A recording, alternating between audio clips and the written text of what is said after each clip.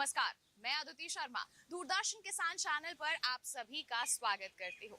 हमारे कार्यक्रम सफल किसान में हम देश के कोने कोने से उभरती हुई प्रतिभाओं से आपको रूबरू करवाते हैं, जिसमें कृषि, पशुपालन और संबंधित स्टार्टअप्स की जानकारी होती है, जो न केवल समाज को बदलने में सहायक साबित हो रहे हैं, बल्कि कई लोगों को रोजगार भी दे रहे हैं।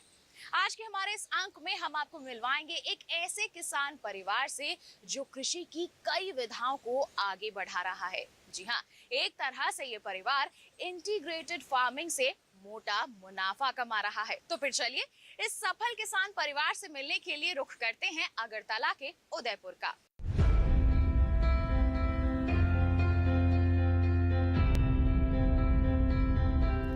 अगरतला से महज 50 किलोमीटर की दूरी तय करने पर आता है उदयपुर, जिसे झीलों और मंदिरों का शहर भी कह सकते हैं।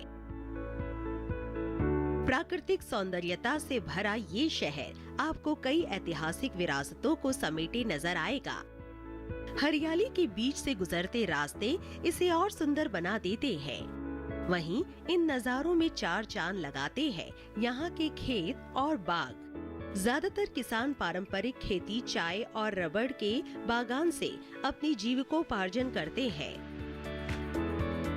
लेकिन एक फार्म हाउस ऐसा है जहां आपको सब कुछ मिल जाएगा। सपन शर्मा पिछले 5 सालों से अपनी जमीन में इंटीग्रेटेड फार्मिंग कर रहे हैं। फार्म में प्रवेश करने पर चारों ओर हरियाली और खूबसूरत फूल दिखाई देंगे। महकते गुनगुनाते उनके इस फार्म हाउस में एक साथ कई विधाएं संपन्न की जा रही है,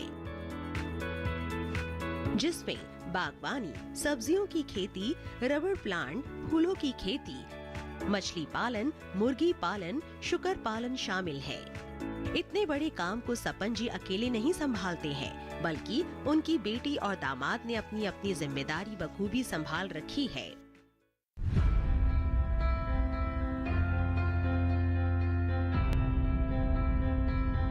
हम इस परिवार की खेती के बारे में विस्तार से जाने उससे पहले आइए समझ लेते हैं कि इंटीग्रेटेड फार्मिंग आखिर है क्या।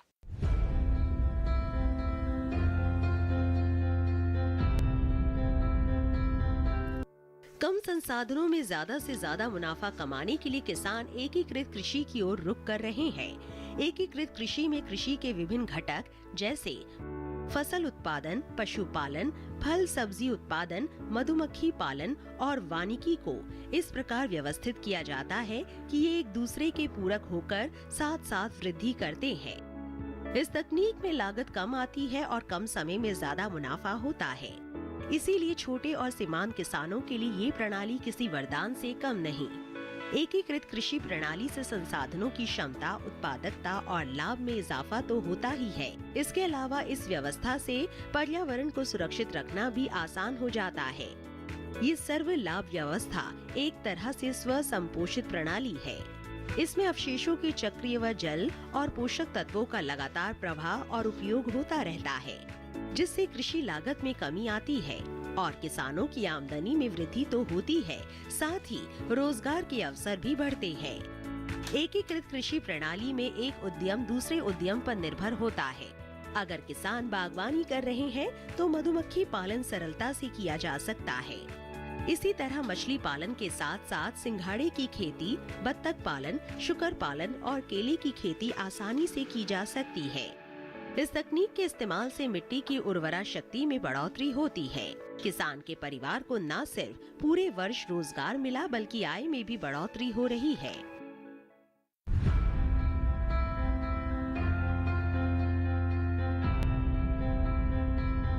हमारे आज के सफल किसान इस तकनीक का बेहतर तरीके से इस्तेमाल कर रहे हैं, जिसकी गवाही उनका फार्म खुद ब खुद दे रहा है। आइए सबसे पहले चलते हैं इनकी बेटी के पास, जिन्होंने अभी हाल ही में नर्सरी की शुरुआत की है।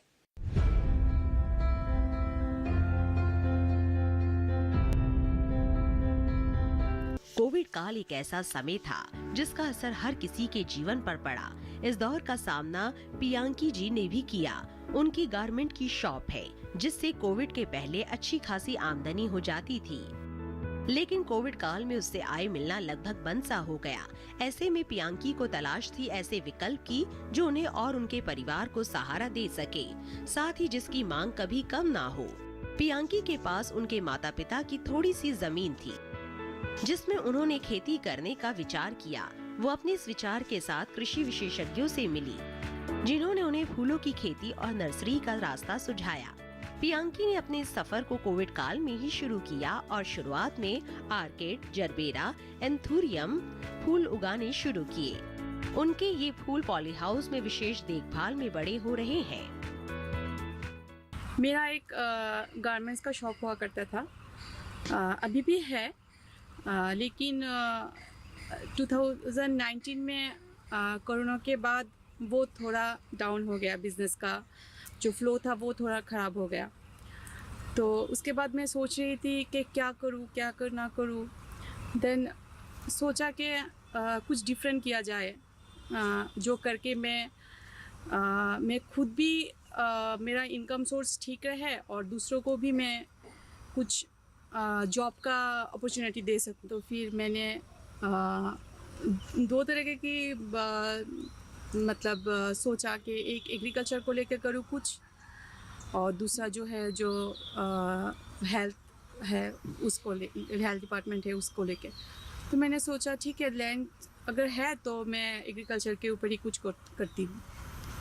देन मैंने डिपार्टमेंट ऑफ हॉर्टिकल्चर के वहाँ ऑफिस में विज़िट किया। तो वहाँ पर 2 सर थे, Devashish Das sir and Farooqul Islam sir. तो उनके देखरेख में मैंने ट्रेनिंग किया, डिफरेंट प्लांट्स के ऊपर मतलब नॉलेज गैदर किया। फिर मैंने सोचा ठीक है, फ्लावरिंग करते हैं प्लांट्स, फ्रूट का प्लांट्स करके देखते हैं। तो फिर सर ने मुझे 3 यूनिट दिया है फ्लावर का, एंथूरियम, जरबेरा एंड ऑर्किड। वो तो है, लेकिन उसके अलावा मैं कलकत्ता से जैसे कि गुलाब का पौधा, डिफरेंट फ्रूट्स का पौधा मैंने लाया, उसको लगाया। तो उनको ना एक मतलब इंसान की तरह देख रेख करना पड़ता है। तो मैं सुबह 8 बजे उठती हूँ इनसे, फिर 8 बजे उठती नहीं, 8 बजे में मैं नर्सरी में चली आती हूँ। फिर पौधे को देखना, पानी देना, इधर डेट जैसे कि ये वाला एक जैसे फूल है जो मुरझा गया, उसको काट के फेंकना नहीं। तो ये अगर नहीं काटूँ तो नया ऐसे बर्ड्स नहीं आएगा, इसको काटने से अच्छी तरह से बर्ड निकलेगा। तो उसको काटना पड़ता है, या जैसे कि वीड्स है उसको निकालना पड़ता है। तो ये सब करना पड़ता है, ये सब करती हूँ मैं। उसके बाद मैं देखती हूँ कि मेरा जो एम्प्लॉइज़ है वो ठीक ठाक से मेरे बाकी जो पौधा है उनको देख रेख कर रहा है कि नहीं। उसको काट के फ्लावर को, जो फ्लावर मार्केटिंग के लिए अभी ठीक है उसको तैयार है, उसको काटना, उसको मार्केटिंग के लिए भेजना, ये सब करती हूँ। फिर मेरा पौधा है जो छोटा छोटा पौधा है उसको सेल करना, उसके वीड्स निकालना, उसको मेडिसिन देना, सब कुछ, ये सब कुछ मैं करती हूँ। मेरे साथ मेरा पापा है, मेरा हस्बैंड है और मेरा 10 स्टाफ है। वो लोग हम सब मिलके ही करते हैं सब काम।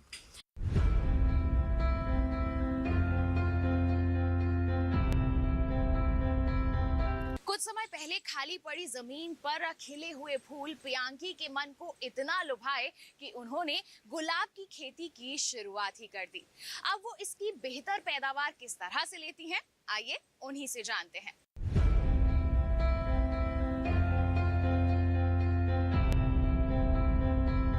नर्सरी करना उतना इजी नहीं है, बोलना जितना इजी है करना उतना इजी नहीं है। बहुत मेहनत लगता है। फिर उसको मार्केटिंग करना भी ये बहुत बड़ा एक इशू है, बहुत बड़ा प्रॉब्लम है। तो मैंने 2 तरीके का मार्केटिंग चूज़ किया, एक है डिजिटल मार्केटिंग और एक है जो मेरे लोकल मार्केट्स है उनमें सप्लाई करना। तो इसलिए मैंने दोनों ही चूज़ किया, डिजिटली भी चूज़ किया और लोकली भी चूज़ किया। तो फिर उसको पैकिंग करना, अच्छे पौधे को फ्लावर्स को निकालना, फ्रूट्स को निकालना, फिर उसको पैकिंग करना, उसको मार्केट में भेजना, ये सब करती हूँ। तो वो करने के लिए मुझको स्टाफ का रिक्वायरमेंट है। तो मेरे पास स्टाफ है, ऑलरेडी 10 स्टाफ है। तो उनको भी मुझे महीने के बाद हर महीने में उसको भी सैलरी देना पड़ता है। तो मेरा जो आज जो मतलब गवर्नमेंट का दिया हुआ 3 यूनिट और मेरा जो फ्लावर का जो पौधा है, उससे सारे मिला के मेरा जो इनकम आता है, उससे मैं 10 स्टाफ को भी दे सकती हूँ और मेरा खुद का भी होता है। प्लस मेरा जो कपड़े का जो दुकान था, बिज़नेस था, उसको भी मैं ठीक ठाक तरीके से चला लेती हूँ। तो मेरा यही बोलना है कि सब इस मतलब इस ऑक्यूपेशन में आइए, इसमें आइए, नर्सरी में आइए, एग्रीकल्चर डिपार्टमेंट के पास जाइए, उनसे मदद मांगिए। गवर्नमेंट का डिफरेंट स्कीम है, उसका लाभ उठाइए और ट्रेनिंग लीजिए। तो सारे मिला के आप लोगों को मैं यही बोलना चाहती हूँ कि यू कैन डू समथिंग। मैंने जैसे किया है, आप लोग भी कर सकते हैं।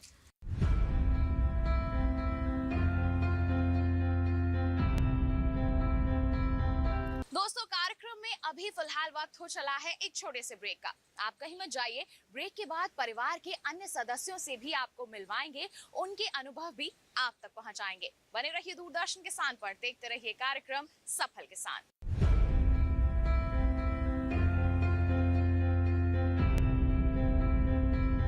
रोज सब्जी का स्वाद बढ़ाए और घर वालों का प्यार पाए। गोल्डी सब्जी मसाले, जहाँ जाए रिश्ते बनाए, गोल्डी मसाले।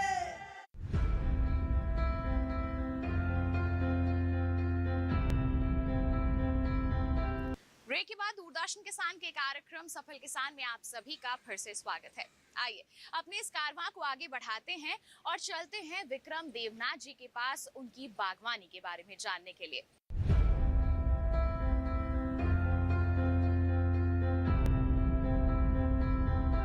विक्रम देवनाथ जी अपनी धर्मपत्नी और ससुर जी के साथ जमीन को संवारने और बागवानी से अच्छी आय लेने के लिए दिन रात मेहनत कर रहे हैं। प्रियांकी जी को जहां फूलों की खूबसूरती पसंद है, तो देवनाथ जी को पेड़ों में लटकते हुए फल। अपने इस शौक को पूरा करने के लिए कई तरह के फलों के पेड़ लगाए हैं। वो बताते हैं कि इस समय उनके बाग में करीब 100 तरह की किस्म के फल लगे हैं, जिसमें 20 तरह के आम, मौसमी, पपीता, 4 किस्म के केले, अनानास, ड्रैगन फ्रूट, 3 तरह के अमरूद, 3 किस्म के कश्मीरी बेर, 10 तरह का कटहल मुख्य है। सबसे अच्छी बात ये है कि देवनाथ जी ने हर फल की उन्नत किस्म को स्थान दिया है। अब इन मियाजाकी आमों को ही देख लीजिए। बैंगनी रंग का आम या मियाजाकी आम जापान के मियाजाकी शहर में उगाए जाने वाले दुनिया के सबसे महंगे आम है, जो देवनाथ जी के बाग की शोभा बढ़ा रहे हैं।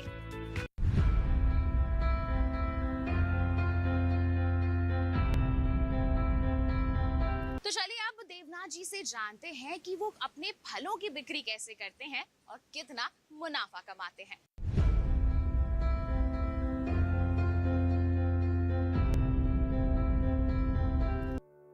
खास देखभाल के बाद तैयार ये फल देवनाथ ऑनलाइन और ऑफलाइन दोनों ही तरह से सेल करते हैं। वो बताते हैं कि महीने में उन्हें 30 से 35 हजार की इनकम आसानी से हो जाती है। वहीं नर्सरी से भी बढ़िया आय मिल जाती है। इस तरह दोनों काम के जरिए वो सालाना 8 लाख तक कमा लेते हैं। अभी मेरे पास 100 वैरायटी का फ्रूट्स है। वो सब हम अभी सेल करते हैं, मार्केट में सेल करते हैं, ऑनलाइन भी हम सेल करते हैं। और ये सेल करके हम अभी तो अच्छा ही चल रहा है। फ्रूट से हमको महीने में 35 से 40,000 का इनकम हो जाता है। और मेरे यह गार्डन में जो मजदूर काम करता है वो 8-10 मजदूर है, जो उनका भी फैमिली चलता है, मेरा भी चलता है। और मेरा फ्रूट के साथ मेरा नर्सरी भी है और नर्सरी में भी मेरा इनकम आता है। लेकिन नर्सरी से फ्रूट में ज़्यादा इनकम आता है मेरा। और रबर प्लांट भी है हमारा, उससे भी हमारा इनकम आता है। और साल में बराबर 8 लाख का करीब मेरा इनकम आता है एक साल में, सब मिला के।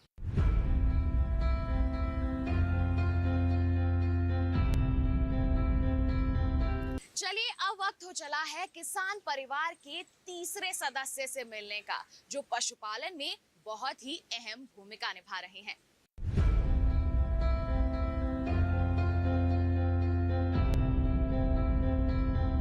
ये है 65 साल के सपन शर्मा जी।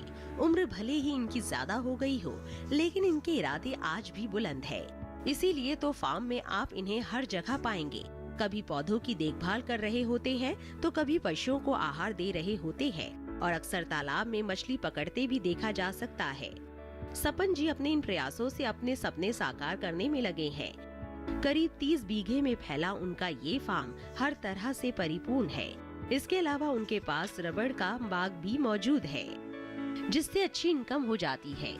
एक अनुमान के हिसाब से फार्म से टोटल सालाना ये परिवार 40 लाख तक की कमाई कर लेता है, जो नए युवाओं को इस क्षेत्र में आकर्षित करने के लिए काफी है। तो मैं सुबह आके यहाँ देखते हूँ, पिगलेट भी देखता हूँ, पिग भी देखता हूँ, क्या क्या ज़रूरत है वो देख लेते हैं, और फिशरी का क्या क्या देख लेते हैं। बाकी मेरा इंटीग्रेटेड फार्मिंग है, मेरा दामाद का भी है, मेरे बेटी का भी है, और मेरा रबर गार्डन भी है। तो वो सब कुछ देखता हूँ मैं। तो इस एज में आके मैं अगर कर सकते हूँ इतने सब, तो मेरा हेल्थ भी ठीक है। बाकी मैं यंग जनरेशन को बोलूँगा, गवर्नमेंट का, इंडिया गवर्नमेंट का जो बहुत सारी का एनिमल हस्बेंड्री का जो है ARDDA का अंडर में बहुत सारी स्कीम है।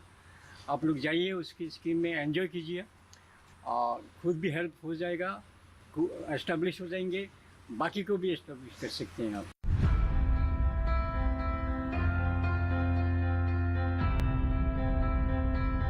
दोस्तों, अब वक्त हो चला है कार्यक्रम में एक और छोटे से ब्रेक का। आप कहीं मत जाइए, ब्रेक के बाद हम आपको मिलवाएंगे सपन जी से। बने रहिए दूरदर्शन किसान पर, देखते रहिए कार्यक्रम सफल किसान।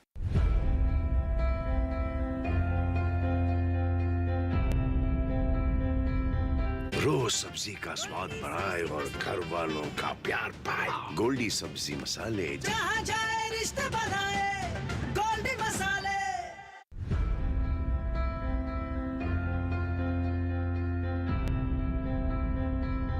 ब्रेक के बाद दूरदर्शन किसान के कार्यक्रम सफल किसान में आप सभी का फिर से स्वागत। आइए एक बार फिर से अगरतला के उदयपुर का रुख करते हैं और इस किसान परिवार से एक बार फिर रूबरू होते हैं।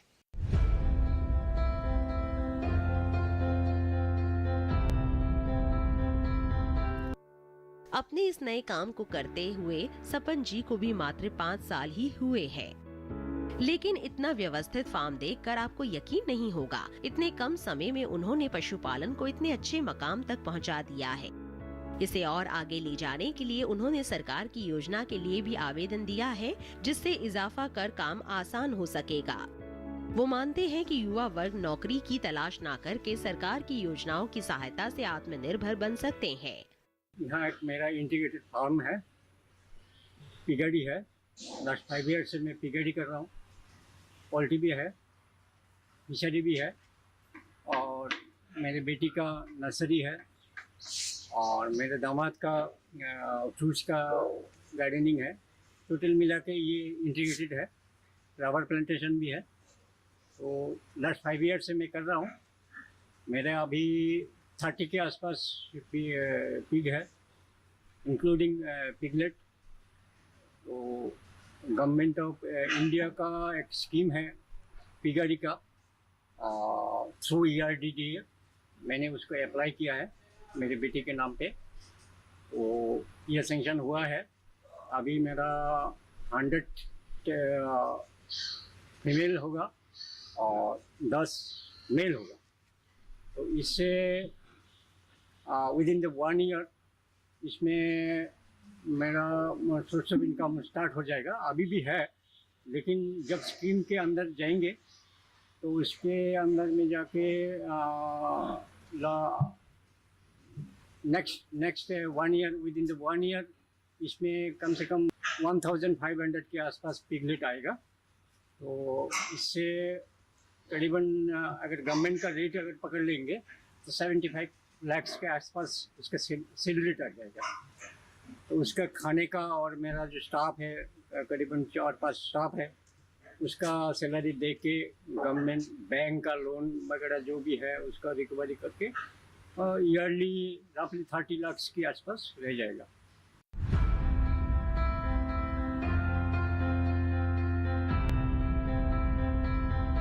इस सुनियोजित फार्म के पीछे जितनी इन तीनों की मेहनत है उतनी ही अहम भूमिका है यहाँ के कृषि विज्ञान केंद्र की भी। जी हाँ, कृषि विज्ञान केंद्र किसानों के लिए आज के समय में अच्छा मार्गदर्शक बना हुआ है।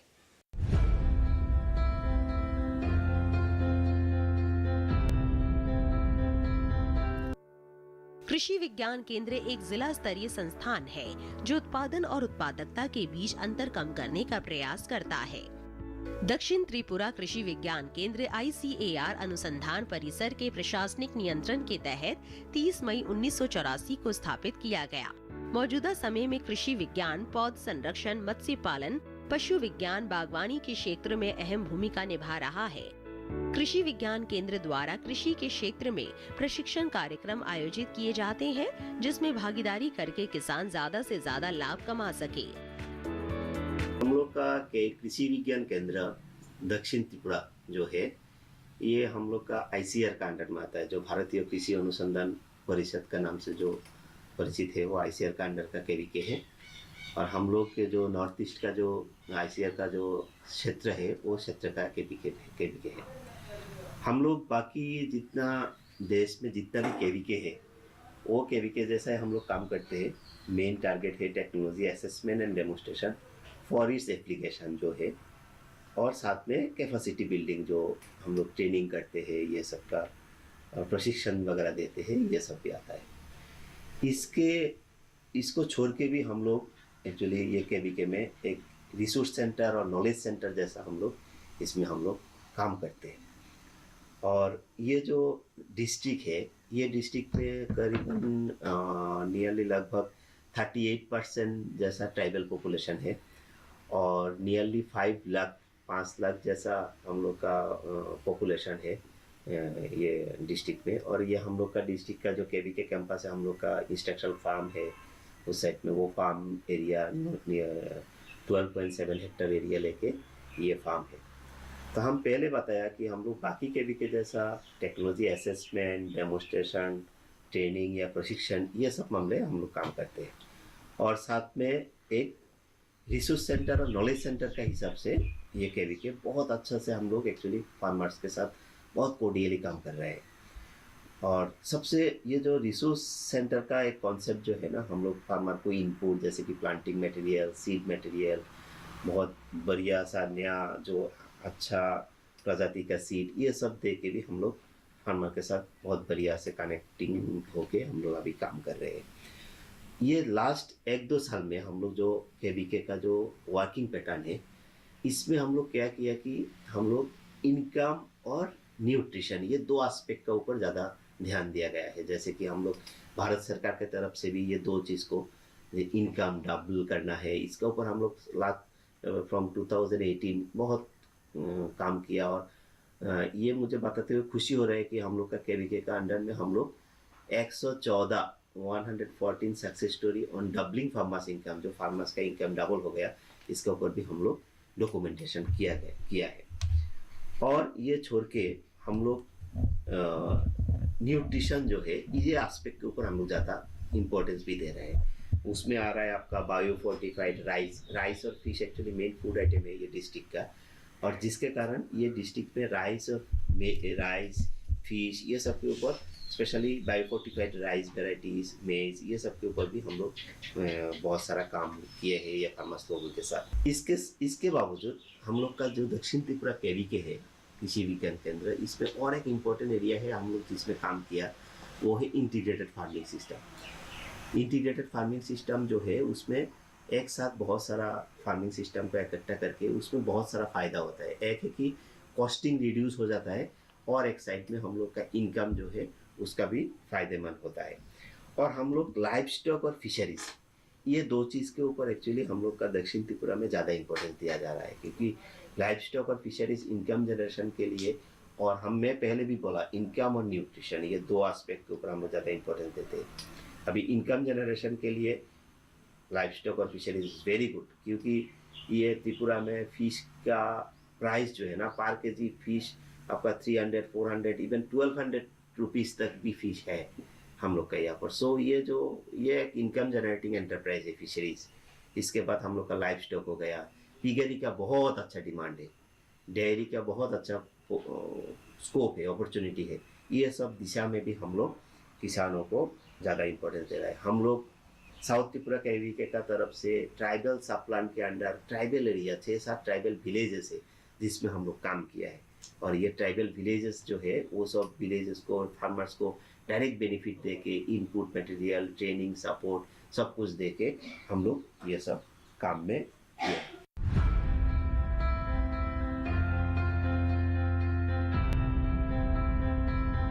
तो किसान भाइयों बहनों, आज के हमारे इस कार्यक्रम में आपने जाना कि परिस्थितियां जितनी भी विपरीत हों, अगर सही दिशा में कदम उठाए जाएं तो कई लोगों के जीवन बदल सकते हैं।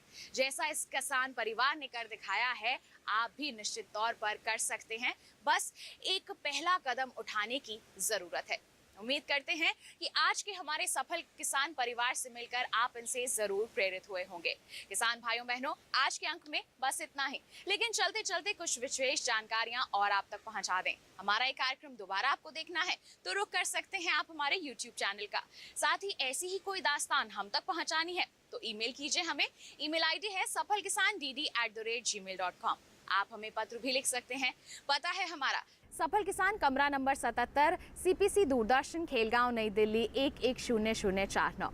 तो इसी के साथ आज के लिए बस इतना ही। अगले अंक में एक नई दास्तान लेकर फिर होंगे हाजिर। तब तक के लिए हमें दीजिए इजाजत, लेकिन आप बने रहिए दूरदर्शन किसान पर। नमस्कार।